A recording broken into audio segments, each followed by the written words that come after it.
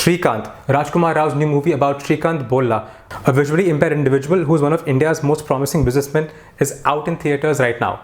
The movie is directed by Tushar Hiranandani, who you might know from Saand ki Aankh or Scam 2003, the Telgi Scam series.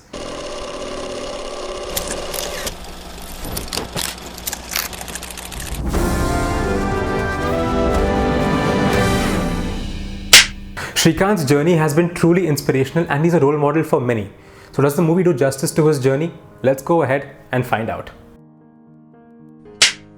So Srikanth was born to a very poor family in Machilipatnam in Andhra Pradesh. His parents were mainly into farming and because of this he had a very difficult childhood. But his drive to succeed in life kept him going. He later moved to a school for the visually impaired in Hyderabad and excelled in his studies. But despite this he could not take up science as a stream as it wasn't offered for visually impaired individuals. I won't go into all the details right now, but currently he is the CEO and founder of Bolent Industries, a company that focuses on eco-friendly disposable products and packaging solutions, and 60% of the company's workforce is comprised of individuals with disabilities. So having said that, let's go ahead and take a look at how the movie has portrayed his journey and what's good and what's bad in the movie. Well, starting off with the acting. Rajkumar Rao does a very good job portraying a visually impaired individual. He's worked hard on the body language, mannerisms, the expressions and gets all of them pretty much right. However, his portrayal of Srikanth Bolla is a little inaccurate. And by this I mean that Srikanth is Telugu, so his Telugu accent sort of, is reflected in his English, his Hindi, the way he speaks. I have been receiving numerous calls and messages from friends and say, both of you look better, and I ask them, who look better? And this is not factored in by Rajkumar Rao. Rajkumar Rao sounds like Rajkumar Rao throughout the movie, who just happens to be visually impaired. It doesn't sound like Srikanth Bolla. However, his range as an actor is very good throughout the movie and his performance actually moves you. So on the whole, I would still say very good job by Rajkumar Rao. Next, we have Jyotika, who plays a teacher that helps Srikanth throughout his journey. She was last seen in Shaitan as Ajay Devgan's wife, and to know more about Shaitan, check out my review in the link above. Jyotika has done a brilliant job as well. She has this tinge of a Hyderabadi accent that comes across when she speaks in Hindi and in English, and overall is very convincing in her portrayal. But moreover, her acting and emotions seem very natural and you actually connect a lot with her character. Then we have Sharath Kelkar, who plays Ravi, one of the first investors in Bolent. He's done a very good job as well and delivers an earnest performance. Then we have Dr. APJ Abdul Kalam, portrayed by Jameel Khan, who you might know from Gullak. Now, he's done a very good job when it comes to catching on to his mannerisms, his body language especially, the tone of his voice and things of that sort. But his accent, especially the South Indian accent that he tries to mimic of Dr. Kalam, is a little inaccurate and caricaturish at times. So that didn't really work for me. But overall, I would still say a very good portrayal of Kalam by Jameel Khan. Alaya F plays Veera Swathi, Srikanth's love interest in the movie. Though she has acted well in the movie, I feel she's miscast over here. Especially when you look at what Veera Swathi actually looks like in real life. I feel it would have been better if they cast someone who looked more like her, who fit the bill better. Apart from this, all the other actors fit the part really well and no one really seems out of place. Additionally, the movie's background music also is very good. It flows seamlessly with all the scenes and really helps bring out every emotion the scene is trying to portray. The movie's screenplay also is very tight-knit and flows well for the most part, and the film has some great dialogues. And lastly, the direction by Tushar Hiranandani. Tushar has done a fabulous job as a director in this movie. He holds the story together and creates a good world, one that is real when it comes to portraying the visually impaired, and he also uses various technical elements like sound and camera movement effectively to bring out the best in every scene. The emotions in the movie are portrayed beautifully and you feel happy, sad, teary-eyed and inspired in various scenes throughout the movie.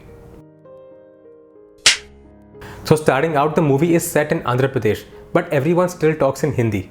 And to add to this, no one really has an Andhra accent in their Hindi or English as well. So at times it just feels that this movie is based in North India somewhere until someone just mentions Andhra Pradesh. While it would have been nice to know about Srikanth's journey in as real a way as possible, the movie still does a very good job in portraying it. And after a point, honestly, this point is fairly diminished.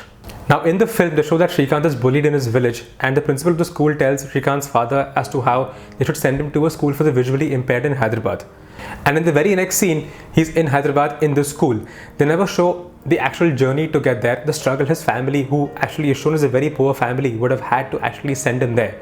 I mean, even if this was shown through a simple 30-second montage with a voiceover, it would have been a lot more impactful. And this problem actually is there throughout the movie, where they've tried to pack his entire journey, his entire story in this one, 2.5 hour movie, instead of, let's say, a web series, right? So in a web series, you obviously have the liberty of time to better sort of help the audience feel those emotions. But I feel that given the limited time span over here, there are scenes where it feels a little rushed, where you feel like, I wish I knew this part of his journey a little better.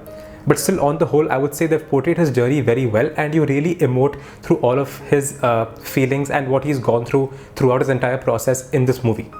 Another point that didn't work for me was the makeup of Rajkumar Rao in this movie. Now, they've shown him throughout high school, college, life after college in this movie, but there's barely any makeup done to make him look, different or age differently. So it's just a very similar looking Rajkumar Rao throughout the movie. So I really feel like either you could have had someone else portray him, in his earlier years, in his school years, and then have Rajkumar Rao played the college kid or the person post-college, or used, features such as de-aging to make him look visibly different in different parts of his life. One more thing that could have been portrayed better is the real characters. So none of the actors look like or behave like the actual characters they're trying to portray in this movie. Here, take a look. This is Ravi versus Sharad Kelkar, Jyotika versus his teacher, Alaya F versus Swathi, his wife. So I really wish they did more work over here, either casted better or did a better job at getting the overall look right. Also, in terms of character inputs, I feel Alaya F's character just appears very intermittently throughout the movie, and in terms of the impact she has on the overall story, because she comes and goes so infrequently, it just feels like she doesn't have as strong of an impact as the other characters do. So I feel this could have also been worked on a little better, because I'm sure in his real life his wife played a major role throughout his entire journey. And lastly, some minor flaws in this movie. So this movie is set in the 2000s, and at times the devices or the car or the different setups you see used at a particular point in time in the scene are a little inaccurate or anachronistic, and don't portray the exact year or the period that is showing in the person's life very accurately. But this isn't glaring and doesn't impact your overall viewing experience. Now, having said all this, the film also takes some liberties in portraying Srikanth's overall journey. So I'm going to go ahead and do an actual real versus real comparison in the next section. So in the movie, they show that Srikanth gets into MIT after being turned down by IIT in India because they don't accept visually impaired individuals. Now they show this whole thing as India की engineering colleges ने इसको मना कर दिया, but US की top college में जाके ये पढ़ाई कर रहा है, science पढ़ रहा है, and that's the narrative. However, in real life, he went to MIT, but he went to the MIT Sloan School of Business to study engineering management. So he didn't actually study science at MIT, he studied business. That's one point over there. Secondly, they say that at MIT, he was the first visually impaired student. However, in reality, he was the first visually impaired international student. So MIT already had an entire setup in place for visually impaired students. Now in the movie, they show that Dr. APJ Abdul Kalam invests in his company in 2014, after which Ravi gets a level of confidence to invest in his company as well, and that's when he puts in the major share of the money into the business and the business begins to grow. However, in reality, the company was formed in 2012 with Ravi coming on board much earlier. In the movie, Jyotika portrays the character of Devika, a teacher who stands by Srikanth throughout his entire journey in school, college, and even life post-college, and guides him through the entire process. However, in real life, this person is named Swarnalatha Takilapati, and she currently is the director and COO of Boland Industries. In the movie, they also show that Srikanth's teacher gives him the idea of applying to US colleges and also guides him through the entire process. But in reality, this was done by a person named Ravi Gondalapalli, who is the CEO of a company named MentorCloud. And lastly, in the movie, they show that Haldiram sponsors Srikanth's education in the US. Now this comes off clearly as brand placement, and I actually went ahead and searched for any article or any news source I could find to confirm this information, and I couldn't confirm this anywhere.